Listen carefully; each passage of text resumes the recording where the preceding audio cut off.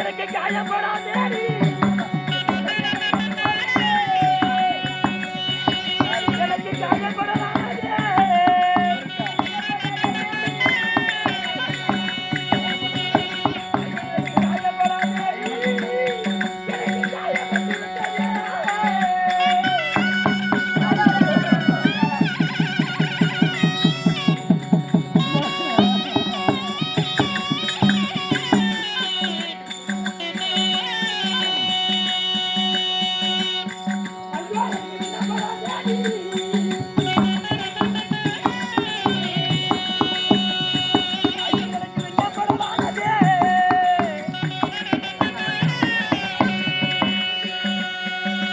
எனக்கு விண்ணப்படாதே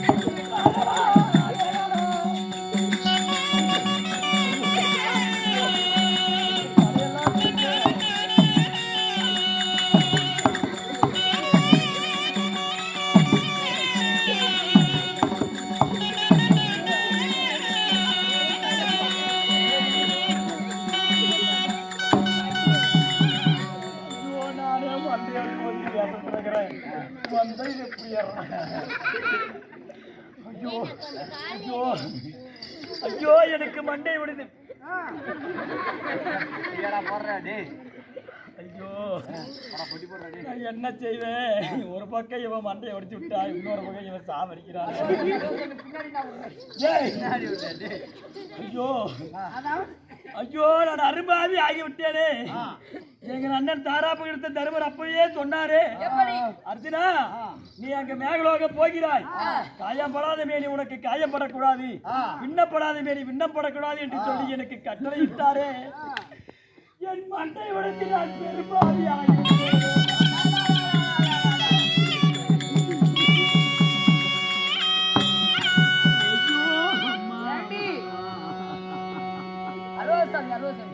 அண்ணன் தாரா புலி கொடுத்த தருமர் கேட்டா நான் என்னடா சொல்வேன் ஐயோ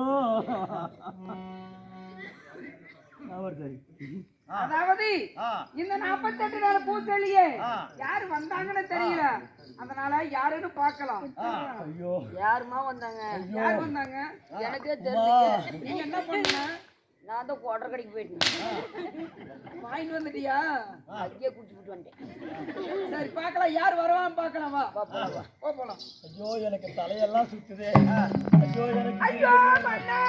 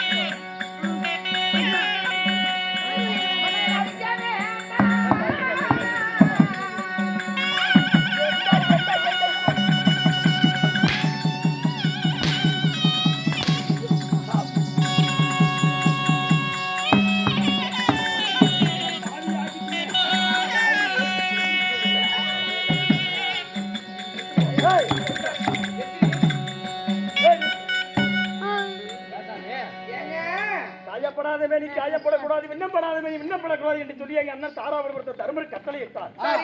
ஆனா உன்னை பார்க்க வந்த ஆசாசியா வந்த என்னை என் மண்டையை உடைக்க செய்து என்ன பாவி ஆக்கிட்டியே சண்டாளி. மண்டை உடைந்து விட்டது, வாங்க ஆஸ்பத்திரிக்கு போலாம். வைத்திரி விட்டு போலாம் வாங்க. எப்படி மண்டை உடைந்து ஆறாக கொட்டுதே, ஆஸ்பத்திரிக்கு வைத்திரி விட்டு போலாம் வாங்க. அண்ணா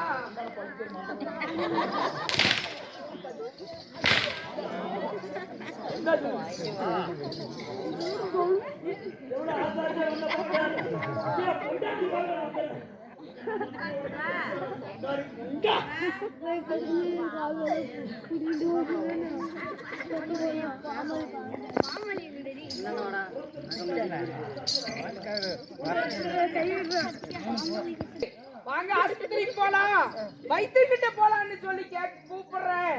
என்னன்னு பெத்த பொண்டாடி இப்படி போட்டு அடிக்கிறீங்களா சுவாமி நாளா? யாருக்காக போட்டு செஞ்ச? யாருக்கு நீ போட்டு செஞ்ச? அதாவது என் கணவராகப்பட்டது வரணும்னு சொல்லிதான் பூஜை செஞ்சேன். எனக்கு தானே செஞ்ச? ஆமாங்க. நான் உன்னை பார்க்க வந்தனா இல்லையா? வந்ததானே? ஆமா. வந்த பிறகு எதா இருந்தாலும் சரி அப்புறமா பேசிக்கலாம். வாங்க முன்ன ஆஸ்பத்திரிக்கு போலாம் வாங்க.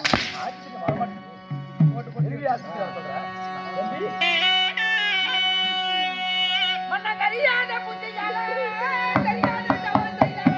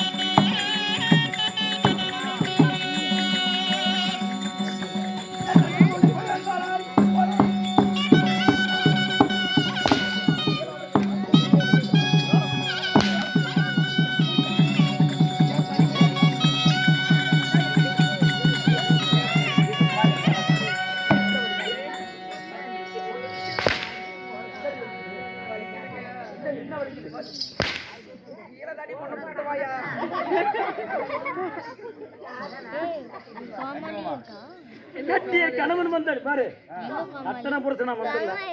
நான் முக்கியமா சிவ முக்கியமா? சொல்லு, யாரு முக்கியம்? கரெக்டா நீ சொல்றீல.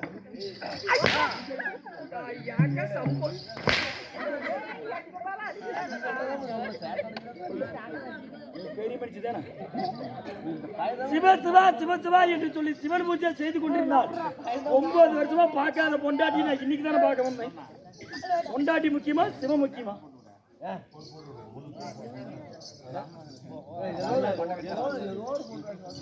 புருஷன் வந்தா நீ அப்படியே தப்பிட்டு வண்டி ஓடிப்பியா? சொல்லு,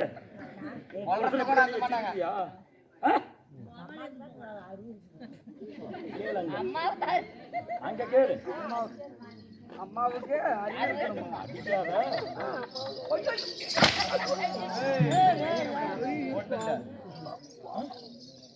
சாவடி என்னடி அறியாத புத்தியால தெரியாத தவறு செய்து விட்டேன், மன்னித்து விடுங்க. அப்புறமா பேசிக்கலாங்க. பாரு ஆஸ்பத்திரிக்கு போலாம்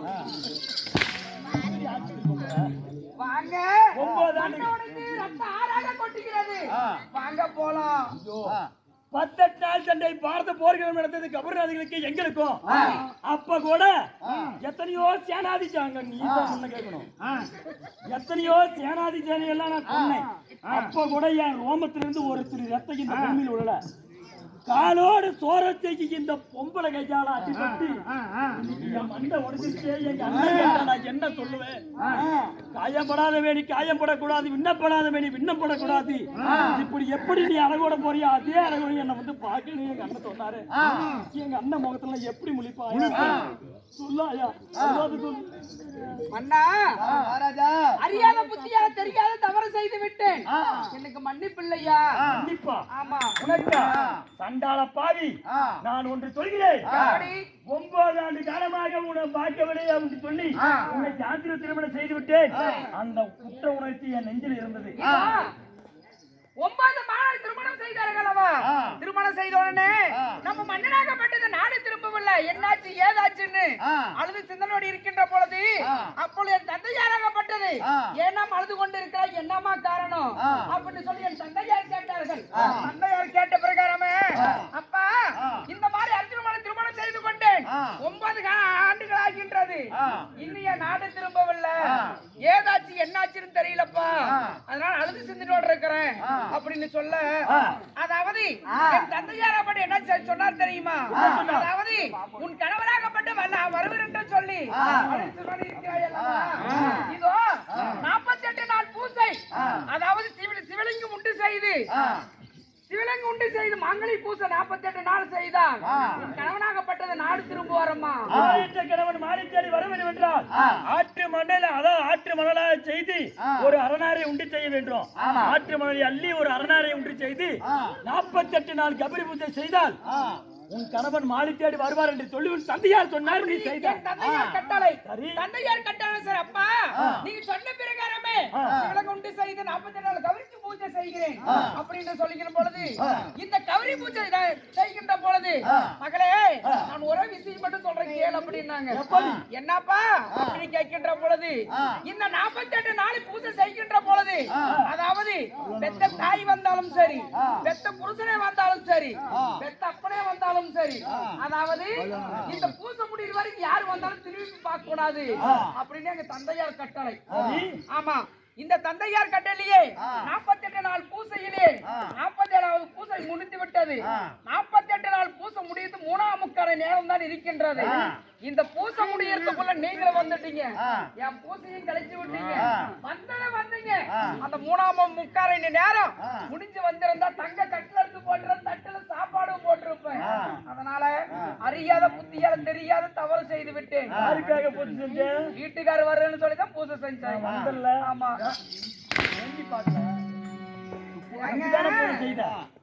இல்ல வந்தீங்க. இந்த 3ஆம் முக்கால நேரம் முடிச்சு நீங்க வந்திருந்தா தங்க கட்டளை எடுத்து போட்டிருப்பேன், தொட்டில ஆட்டிட்டு இருப்பேன். நான் ஒன்று சொல்கிறேன் கேள். எப்படி? கவனமாக. எப்படி? உன் தங்க கட்டில வேணாம், உன் சிம்மாசனமும் வேணாம். இங்க பாரு, உன்னை யாசாதியாக உன்னை நான் காண வந்தேன். எப்பொழுது என்னை அதாவது தன்னை வஞ்சர் தூய்மையில் பட்டு என் மண்டை உடைந்ததோ, என்னை மானப்பக்க செய்தாயோ, இங்க பாரு, இந்த அளவுடன் உன்னை வந்து பார்க்க மாட்டேன்.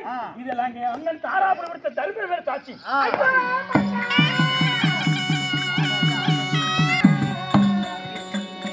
நான் என்ன செய்வேனோ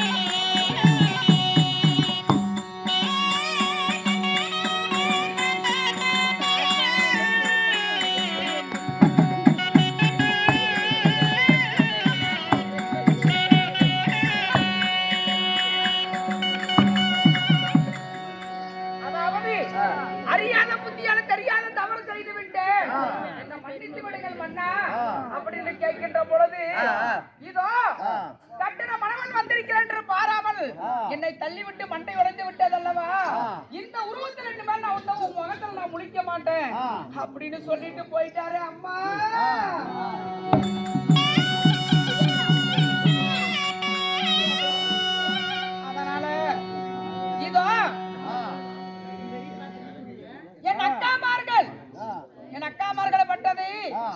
இந்த நந்தவன தோட்டத்திலே மாங்கனி பூசை வார ஒரு முறை மாங்கனி பூசை செய்வாங்க.